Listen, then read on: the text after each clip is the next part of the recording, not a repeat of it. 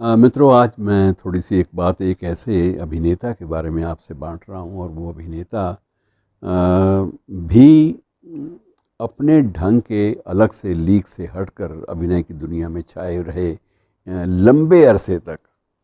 और सबसे बड़ी बात यह है कि उस अभिनेता का जो संबंध है वो गुरुदेव टैगोर से भी रहा, भारत पाक विभाजन से पहले की दास्तानों से भी रहा, और फिल्मी दुनिया के हमारे फिल्म कैरियर के बहुत सारे ऐसे उत्पाद भी थे, बहुत सारी ऐसी प्रोडक्शंस भी थी जो इतिहास में भी चर्चा का फिल्मी दुनिया के इतिहास में चर्चा का विषय लंबे अरसे तक बनी रही। और आज भी जब भारतीय फिल्म इतिहास पर कोई शोध होता है तो सबसे पहले इसी आदमी का जिक्र होता है, और वो शख्स हैं बलराज साहनी। बलराज साहनी का मैं आपको ज़िक्र इसलिए भी कर रहा हूँ कि ये एक दिलचस्प किस्म के करैक्टर भी रहे हैं और लेखक भी रहे हैं, और सबसे बड़ी बात यह है कि संस्मरण लेखन भी इनका बहुत ज़्यादा समृद्ध रहा है। मूल नाम इनका था युधिष्ठिर साहनी। पूरा परिवार पाकिस्तान से आया था और वहीं इनका जन्म हुआ, और प्रख्यात हिंदी कहानीकार भीष्म साहनी इनके छोटे भाई थे। और भीष्म साहनी के अलावा इनका अपना जो बेटा है परीक्षित साहनी, वो भी फिल्मों में बाकायदा कार्यरत रहा है, और अभी तक वो अभिनय की दुनिया में भी काफ़ी उसने नाम कमाया है। और बलराज साहनी का जब भी जिक्र आता है तब दो तीन बातें ज़रूर सामने आती हैं।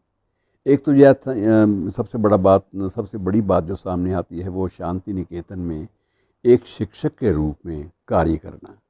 ये तब रंगमंच, स्टेज, नाट्य कला, इस पर एक प्राध्यापक के रूप में वहाँ पढ़ाते रहे, और साथ में इनकी पत्नी वो भी वहीं पर नाट्य मंच की प्रस्तुतियों के बारे में एक विशेषज्ञ के रूप में प्राध्यापक रही।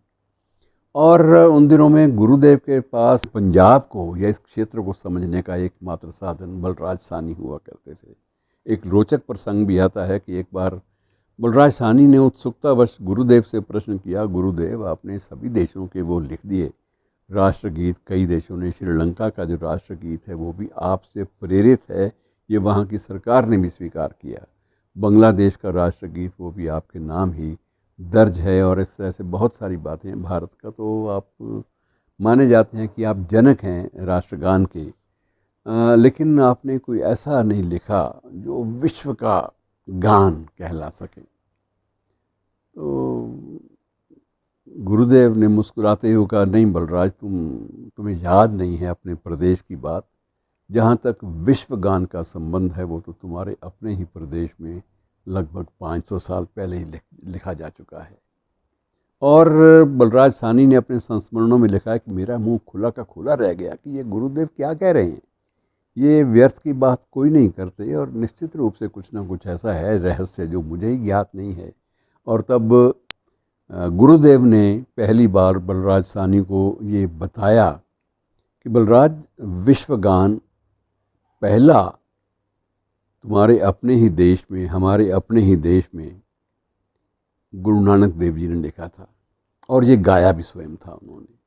और ये गाया कहाँ पर था, ये भी बड़ी रोचक कहानी है। पहले भी आपसे एक जानकारियाँ हम लोग आपस में साझा कर चुके हैं कि एक प्रख्यात हिंदू मंदिर में जब वो पहुँचे उड़ीसा में, पुरी मंदिर में, तो उनको लगा कि अजीब एक आध्यात्मिक समग्रता का माहौल है, लोग इतने ज़्यादा डूबे हुए हैं भक्ति भाव में कि उनको बिल्कुल बहुत सारी नई प्रेरणाओं का एहसास हुआ।